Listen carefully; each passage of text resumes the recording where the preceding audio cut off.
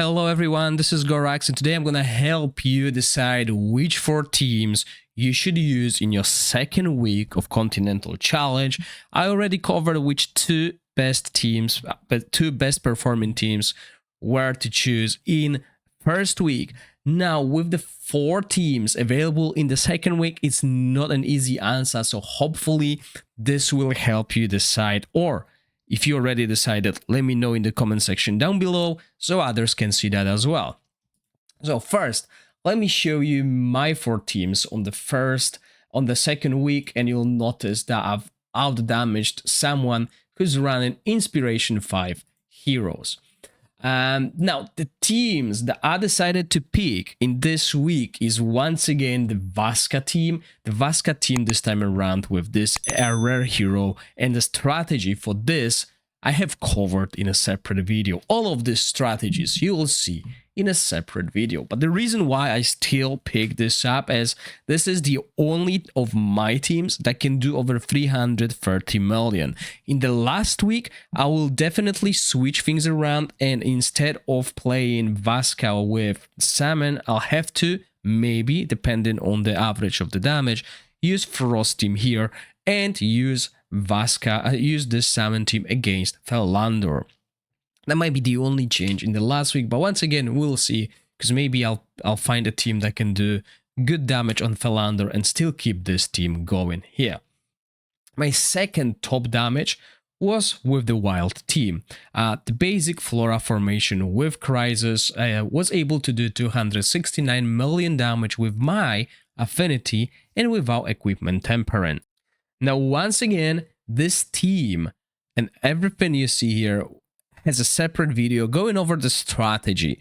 However, when it comes to free-to-play players, you can replace Crisis with Brook, and I have that strategy over as well. And Flora, even without her exclusive artifact, is still very powerful as long as you have these 3 supporting heroes. If you don't have these 3 supporting heroes for your Flora as a free-to-play, then your damage will drop significantly, as for example Felicity is one of the best to apply lots of the stacks for Flora's ultimate.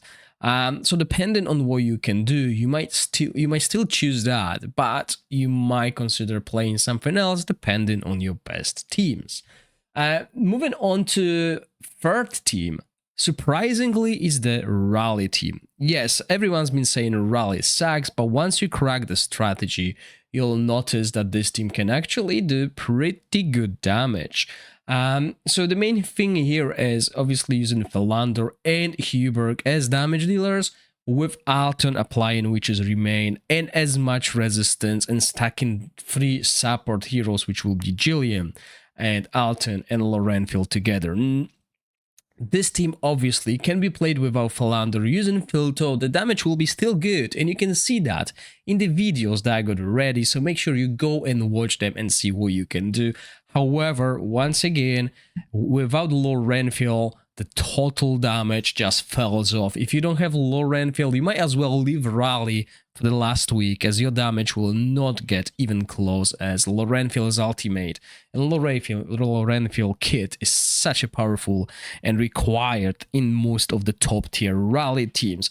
When it comes to free-to-play players, Rally team sadly is not that good, unless you got Philander and maybe Lorenfield. Okay, if you have those 2, you can still pull off over 100 million damage. But definitely, it will be easier for you to build a Dauntless team or even a Poison team. So my Dauntless team is still out-damaging my Lorenfield team slightly. Once I upgrade Psychic Core, I believe this team will fall off and the Poison team will overtake, because we'll be able to utilize the Ogok strategy with the Poison team increasing the damage. At the moment, we're still running 2 supports, so the damage is a little bit lower.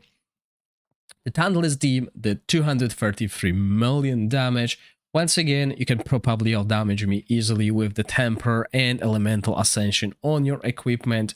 My team can't really survive the fight yet, But with the Psychic Core improvement next week, I believe it will. As remember, every week I'm going to slightly upgrade the Psychic Core to match what you have, because you have more solvent than I do. Well, I have more solvent than you do, but I'm not using it until you use yours, basically. Trying to reflect the highest players on your servers, because obviously free-to-play players will have less solvent, so the Psychic Core will be obviously lower. And keep in mind, my Psychic Core is equal across each of these teams.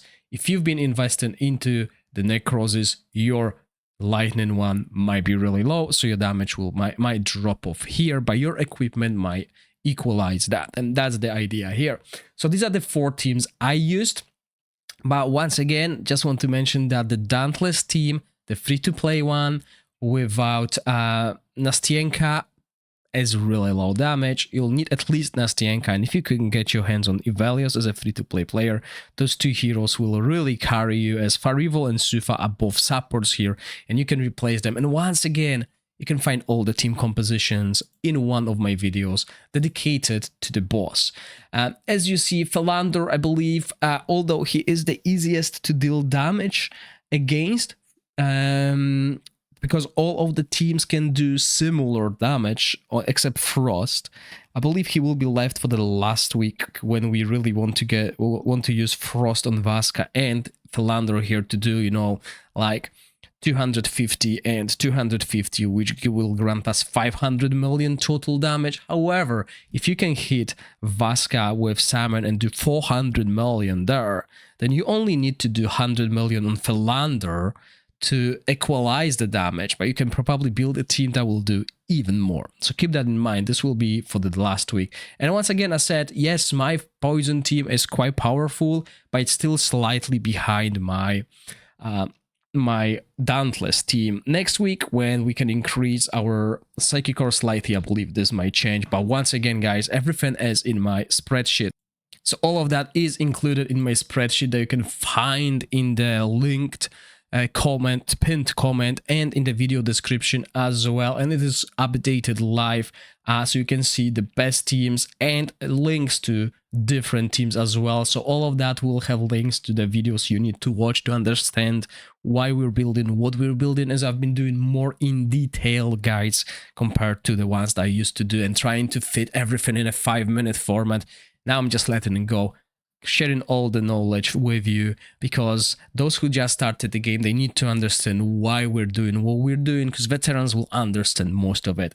So yeah, make sure you check out this spreadsheet and check out all the videos linked there to choose your teams, your formations. And once again, click the subscribe button, like this video, and join my Discord for future giveaways and also for discussing different bosses. I'll try and remodel the Discord, make it a little bit better in the future, but I'm so busy covering all these bosses right now. So that's pretty much it, guys. Let me know in the comment section down below which 4 bosses you're thinking of picking, and if you need help maximizing your damage, reach out to me in direct message on Discord. We'll try to sort something out. Remember, I do icon takeovers, etc. So let me know, and once again, thank you all for watching. Stay safe, and I'll see you in the next one. Bye.